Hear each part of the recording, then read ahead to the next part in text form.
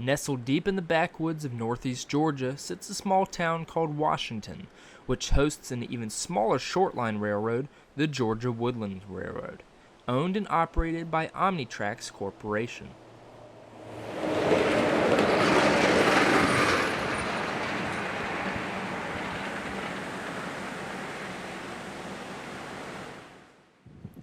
This little railroad, which only has one locomotive on site for operations, has a ton of business going from Washington down to the CSX Interchange on the Georgia Subdivision in Barnett.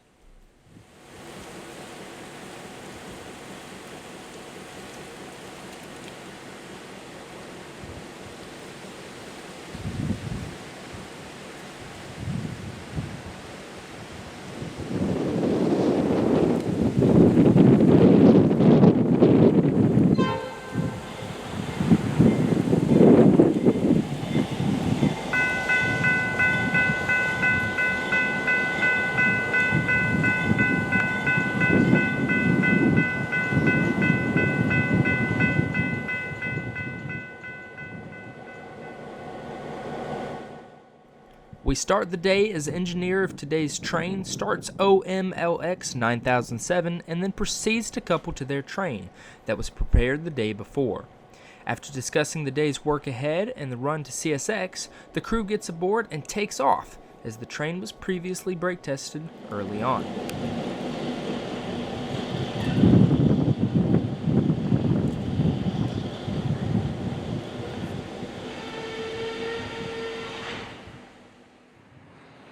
Locomotive 9007 is an EMD GP9 built in February 1955 for the Southern Pacific as a high hood. It was later sold to GE by Southern Pacific during a locomotive resale and rebuild program and was eventually bought by the Precision National Corp, who renumbered it and cut the high hood and sold the locomotive to Tidewater Grain Company. Eventually, its use was needed elsewhere, and when Omi-Trax was looking for a new locomotive for their Georgia Woodlands, it found a home and was renumbered to 9007, along with its sister locomotive 9006. Only the 9007 resides in Washington, Georgia, and we are unsure of the location of the second Jeep.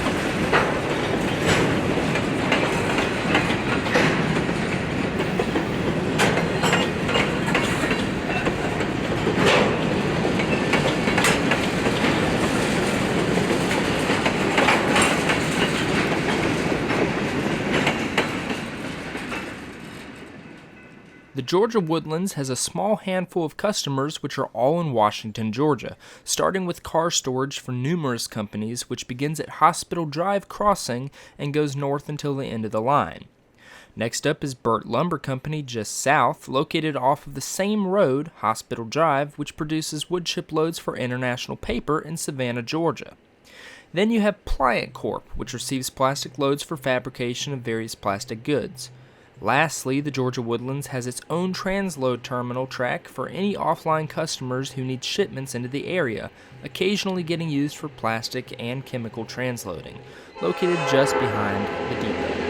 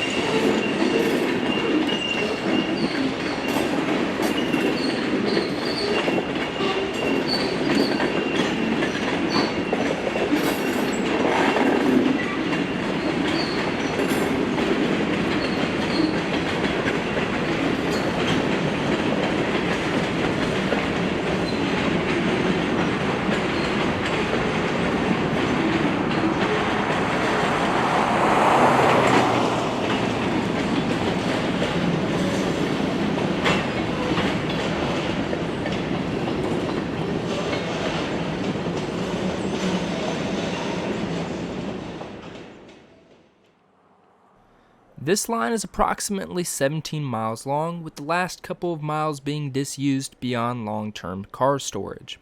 It was originally a branch line of the Georgia Railroad, hosting up to 20 trains a day between passenger services and freight to and from Augusta, Macon, and Atlanta, Georgia. One of our favorite spots is the original Georgia Railroad wooden trestle that spans over the Little River just outside of Ficklin, Georgia, as well as the Ficklin Depot, which still stands today, looking over the not-so-busy branch line and farm fields.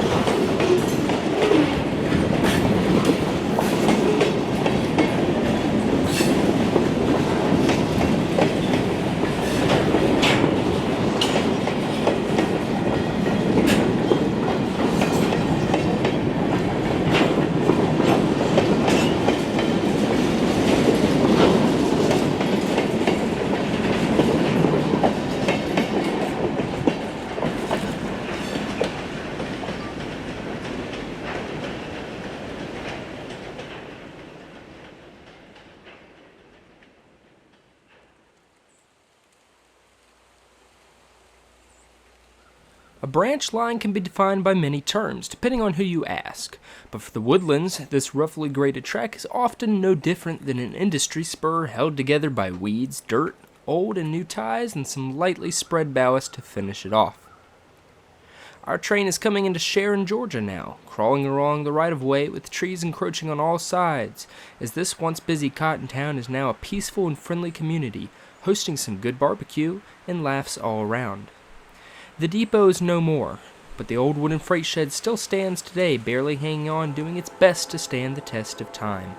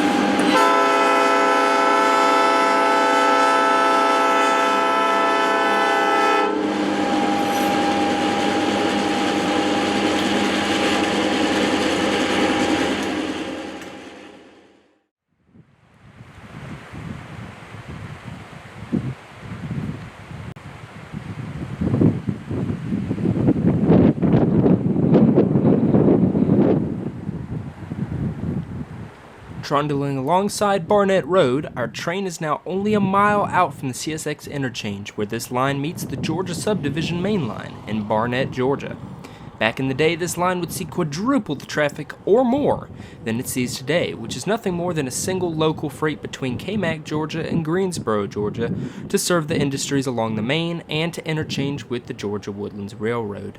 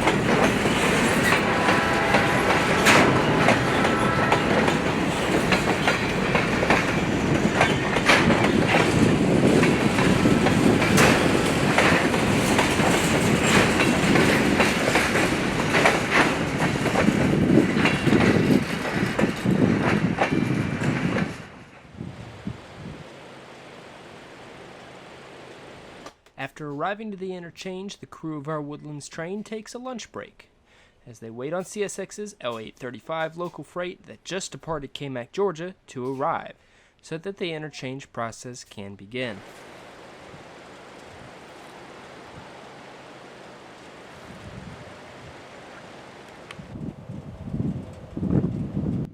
A short time later, L835 arrived with some cars for Greensboro in tow, as well as 2 cars for the Woodlands, not including the 10 or so that were already at the interchange from the day before.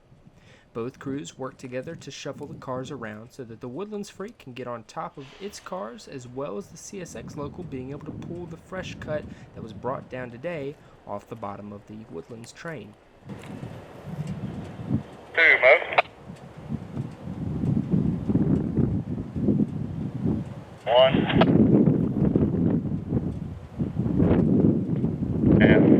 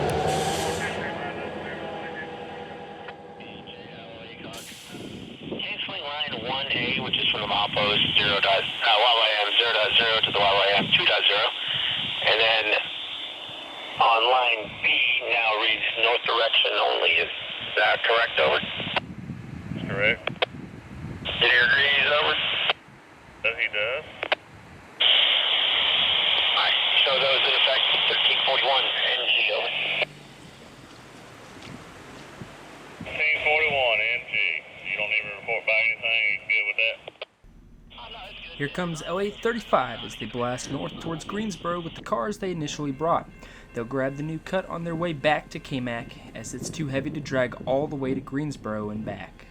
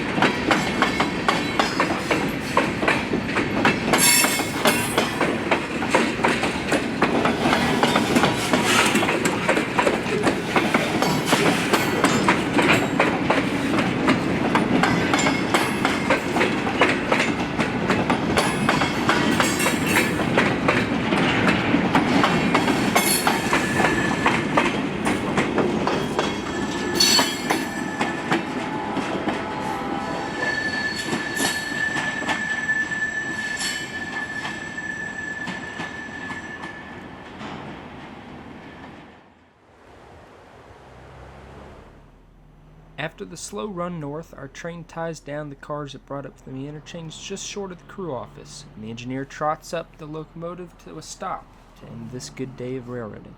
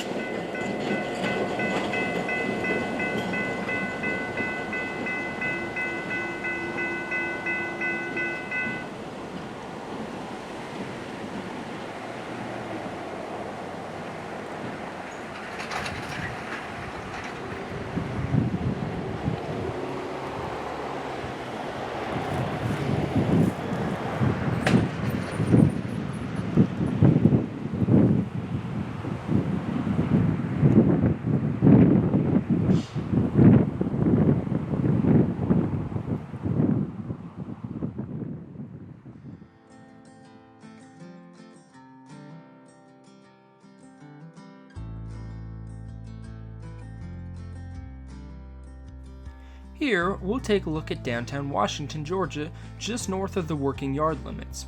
Hospital Drive is the current end of the line for normal operations, and only about a half-mile past that is the end of the line in general, where there are numerous tank cars and long-term storage, as well as the last remaining milepost 17.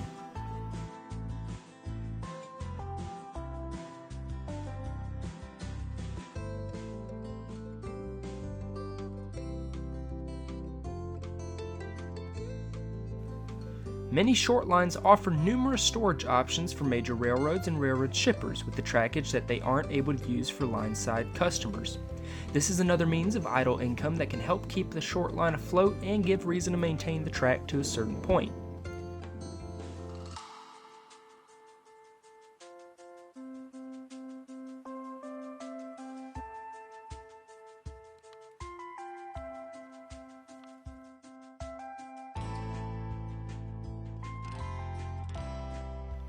Washington, Georgia seems to have had a locomotive pit of sorts for servicing back in the days before Omi-Trax bought out the once family Shortline company. You can see ties and numerous indents in the dirt and ground that indicated there was a 3-track yard here some time ago. There's even an old radio communications tower left over from the earlier days of the Shortline when they operated out of the depot up in downtown. It appears that around 2009, operations ceased at this location after an in-town customer at the butt end of the line closed up shop, and they moved down 1,000 feet or so to the location of the pit that's still here today.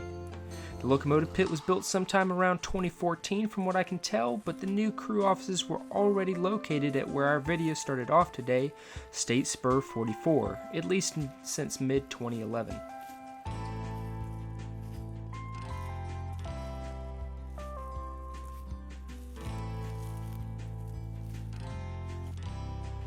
We head into downtown for a bite to eat and some ice cream at a local family creamery called Washington Creamery.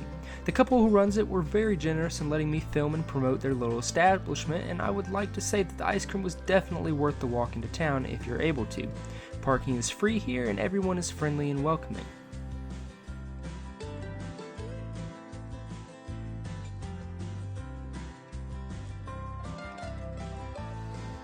The people and towns along this little branch line hold a lot of history and even more so memories.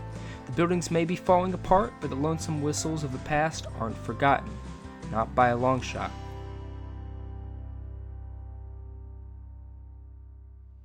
This was At the Tower, and we'll catch you next time along the branch line.